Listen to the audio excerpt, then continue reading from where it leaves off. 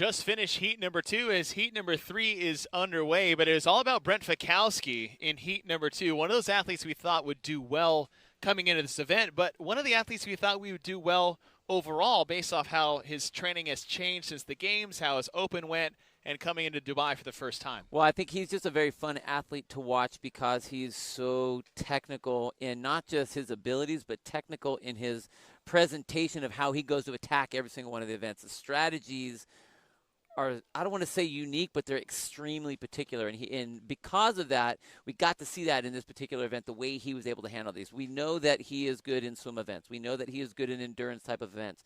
We know that he is good in even power type events, even though he's so tall. You know, if there was pull-ups or air squats or something like that, it'd be a whole different deal. But the fact that these two lined up was a great way for him to start. And then, you know, coming off a great open, this is a great footstep for him as he makes his way into this Dubai competition. Now, on the right side of your screen, you're talking about coming off a great competition, is Roman Karenikov, who didn't win the filthy 150 that happened a few weeks ago. But we're talking about the way he closed out that weekend where he won 5 of the last 6 events. You're talking about one of the most red-hot athletes competing right now. I'm really curious to see how he does this weekend. He got 5th place last year at the Dubai CrossFit Championship. He has yet to get a visa to compete at the CrossFit Games. Right. He is one of those athletes we think he would do well. So this is kind of the biggest stage for him in terms of competing against these high-caliber athletes. Well, and he lights up the stage, but at the same, that's what's so crazy about an athlete like Roman is he lights up the stage so brightly on particular events, but then all of a sudden you expect him to do really well on something else, and he just doesn't. So the fact that he is, I don't want to say so up and down, but like when he's hot, and when he's not, he's not. I think that's been his Achilles heel up to this point. But when he comes to an event like this, where you have such a large number of high-caliber athletes, it allows us to really see what that competition is going to look like. I mean, I would say that there are virtually only 2 events that have the same high caliber as something like the Games. And if you can perform well in those, yeah, you definitely know exactly what you should be looking like when you make it to the big stage. I just want to see him make it and then see what it actually looks like on the big stages with the CrossFit Games. Your third and final heat, all the athletes are into the water. I mean, when you look at the names across the board, athlete you think you'll do well, Jonne Koski. You got a swim event. The guy's a very formidable athlete. He's been kind of hampered with some injuries over the years, particularly the back. So it's curious to see how he'll handle the sandbags. But, you know, you got Travis Mayer in there, 4th place last year. And Bjorkman Carl Gudmundsson, who got 2nd.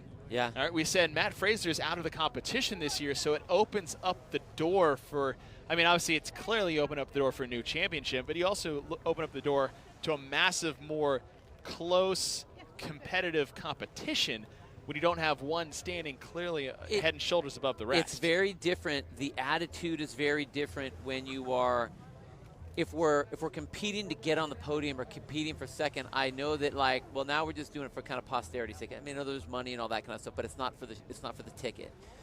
Now that Matt's gone, now all of a sudden it's important again. So now it's not a battle to see I want to get on the podium. Now it's I'm gunning for number 1 because I want to get to the Games, or I want that top money, that money purse, or whatever the situation is. But you take Matt out and you take that. It's like taking the shackles off of the event and everyone else is there. You're not fighting for second. When you're fighting for second, it's like, whatever. Yeah. Now it's like you're fighting for the big one. Heat 3, men's individual event number 1 underway. Started with 20 sandbag cleans, and I believe that's Jonne Koski coming in from his first 150-meter swim. Koski having a national swim team background. I mean, look at that. He can breathe on both sides. I mean, when you have the capacity to, and the nice thing, it's not just a matter of I need to breathe more. He's looking to see where he is. Look at nice and relaxed coming out.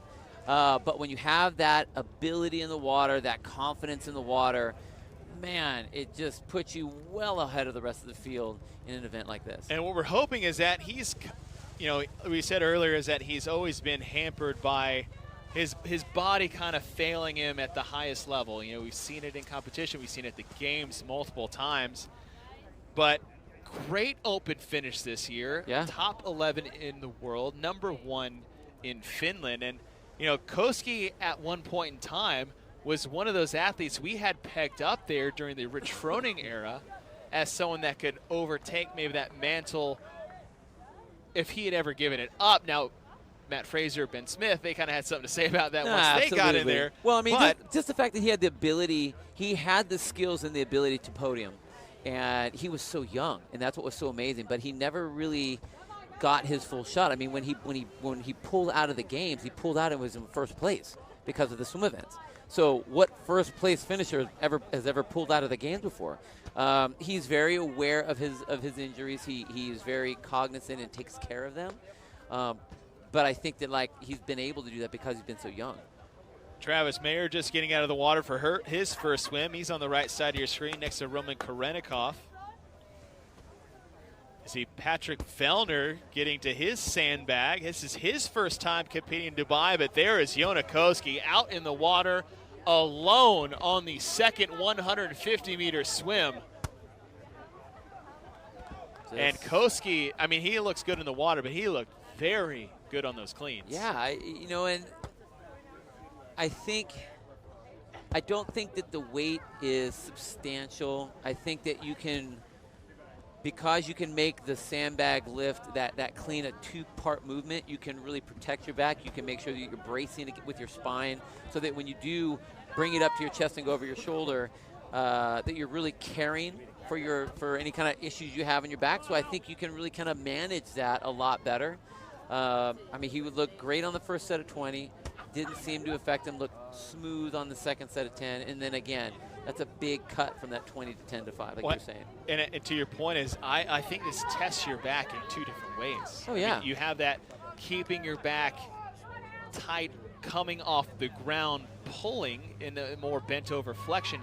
And then I think what is even tougher on the back is that throw over the shoulders and that massive extension and that pinch on the lower back. So if you want to test out the structural integrity of a back or say a nagging injury, I think if you can navigate a sandbag clean, it's a pretty good sign that you're okay. Well, and with that, again, how efficient are you going to be with the technique?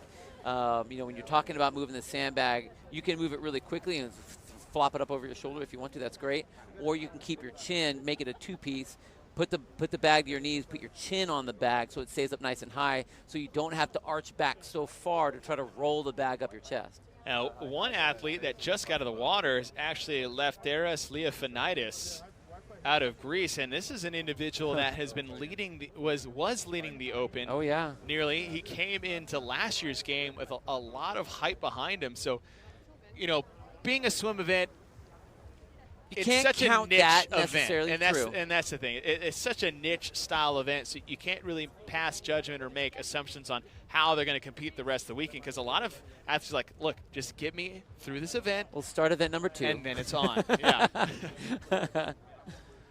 Jonne Koski coming into his final length of this, we'll say 150-meter swim.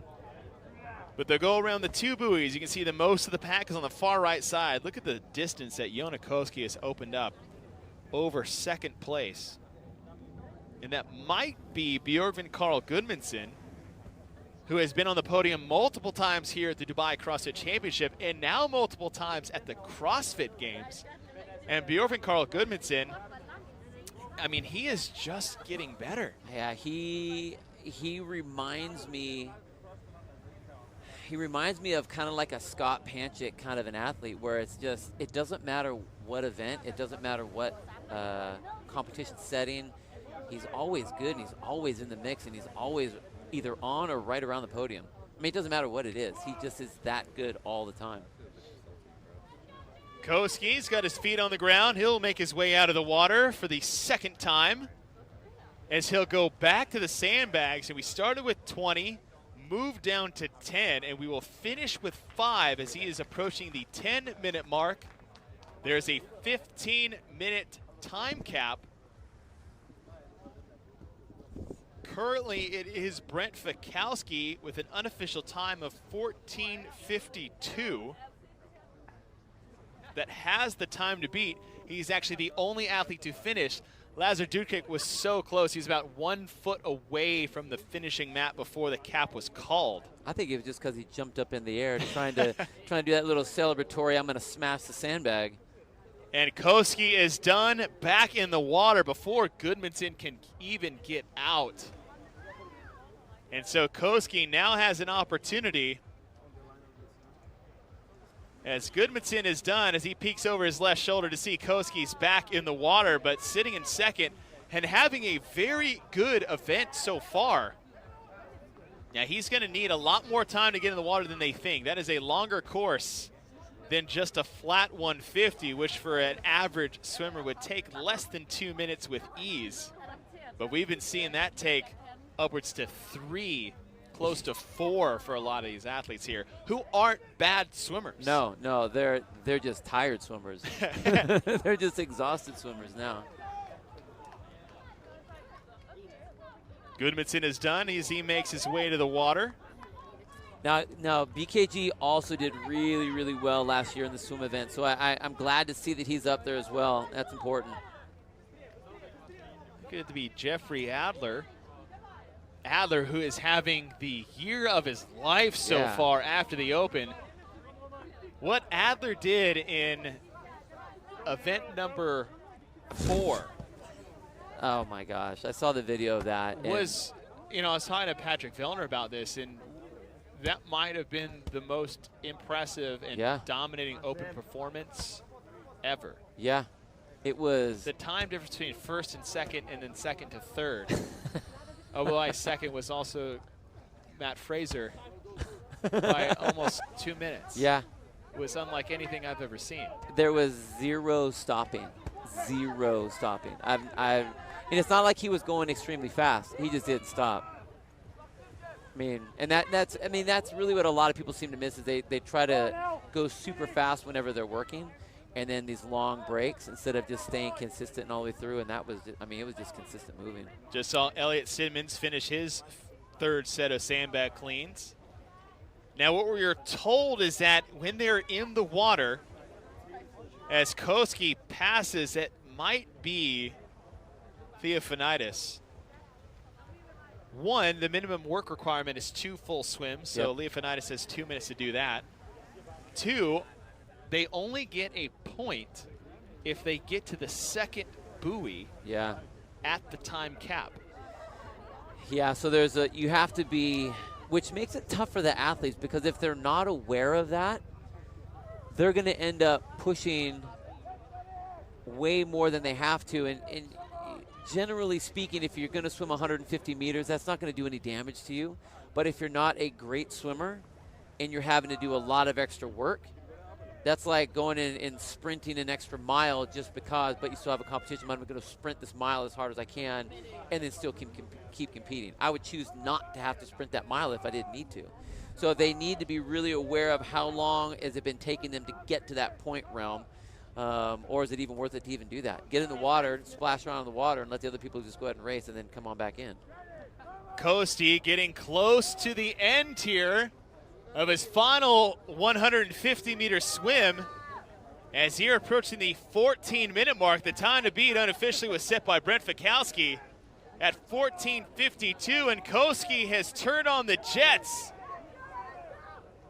And with a little jog up the beach, Jonne Koski is basically picking up where he left off in the swim events at the CrossFit Games. Koski is going to win men's individual event number 1.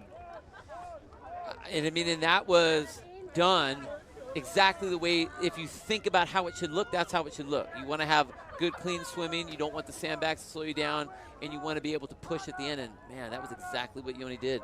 Beautiful race. Beautiful race.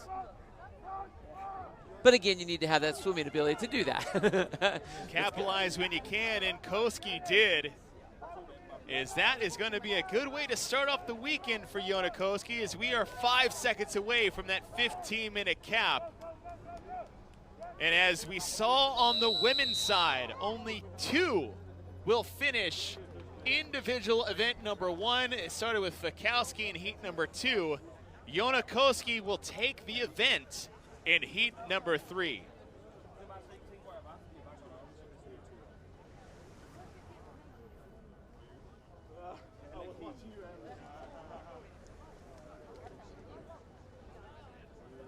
And athletes coming out of the water, actually athletes on their second swim, as Bjorkman Carl Gudmundsson is coming out of the water. So Gudmundsson will get second in this heat.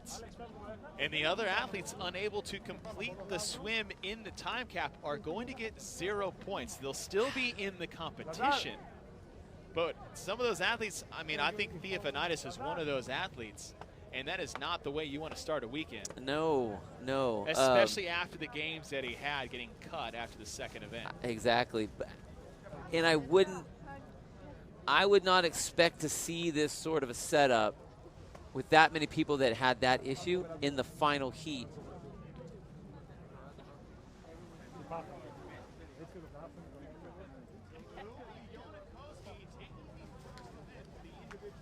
At the 2019 Dubai CrossFit Championships, we had teams earlier this morning and the women, although the day is not over. We are just getting started as we close things out here at the beach for the Dubai CrossFit Championship.